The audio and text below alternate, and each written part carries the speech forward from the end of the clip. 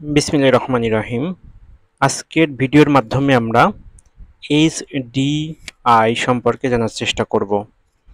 শুরুতেই আমাদের জানা দরকার এইচডিআই এটা কি।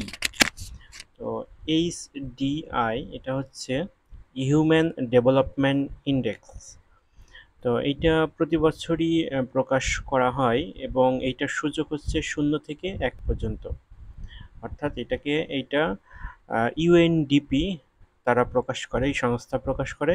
তো 2025 সালে এর প্রতিপাদ্য বিষয় ছিল a matter of choice, people and possibilities in the age of AI.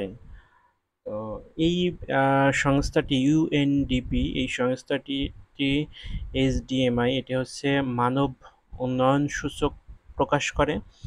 তো এবারের 2025 সালে যেই সূচকটি প্রকাশ করেছে সেখানকার গুরুত্বপূর্ণ কিছু তথ্য বর্তমানে দেওয়া হচ্ছে। মানব উন্নয়ন সূচকের শীর্ষ দেশ কোনটি?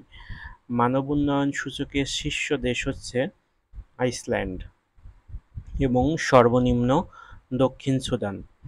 আর এইখানে বাংলাদেশের অবস্থান রয়েছে 130তম এবং পয়েন্ট হচ্ছে 0.685। এশিয়ার মধ্যে শীর্ষ দেশ শ্রীলঙ্কা, যেটা হচ্ছে 89তম অবস্থান, সর্বনিম্ন আফগানিস্তান এবং পাকিস্তান। তো গড় আয়ুতে শীর্ষ দেশ মোনাকো, আর সর্বনিম্ন গড় আয়ু হচ্ছে নাইজেরিয়া। আর মাথাপিছু আয়ে শীর্ষ দেশ লিচেনস্টেইন, সর্বনিম্ন হচ্ছে দক্ষিণ সুদান। আর শ্রমশক্তি অংশগ্রহণের শীর্ষ দেশ বাহামা, দারিদ্র্যসীমার নিচে বসবাসকারী শীর্ষ দেশ মাদাগাস্কার। মাথাপিছু কার্বন ডাই অক্সাইড নিঃসরণের শীর্ষ দেশ কাতার। তো এখানে গুরুত্বপূর্ণ কিছু বিষয়ের মধ্যে অন্যতম হচ্ছে, যেমন মাথাপিছু কার্বন ডাই অক্সাইড নিঃসরণের শীর্ষ দেশ কাতার। তো এখানে কাতারের যেই মাথাপিছু কার্বন নিঃসরণ বিষয়টা এখানে দেখুন, মাথাপিছু অর্থাৎ সবচেয়ে বেশি কার্বন নিঃসরণকারী দেশের মধ্যে যুক্তরাষ্ট্র, চীন।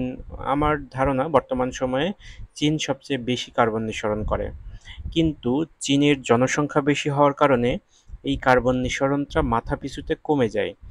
আর কাতার উন্নত দেশ হওয়ার কারণে কাতারের জনসংখ্যা কম, যার কারণে যতটুকু কার্বন নিঃসরণ হয় এইটা জনসংখ্যা দিয়ে যদি ভাগ করে মাথাপিছুতে পরিণত করা যায় তখন এর পরিমাণটা অনেকটাই কমে আসে। তো সেইটার ভিত্তিতে এই তথ্যটা উপস্থাপন করা হয়। তো এইচডিআই সম্পর্কে অল্প সময়ে যেই তথ্যগুলো দেওয়া রয়েছে, বিভিন্ন চাকরির পরীক্ষায় আগামী 1 বছর নতুন করে ইউএনডিপি প্রকাশ না হওয়া পর্যন্ত এই তথ্যগুলো খুবই গুরুত্বপূর্ণ।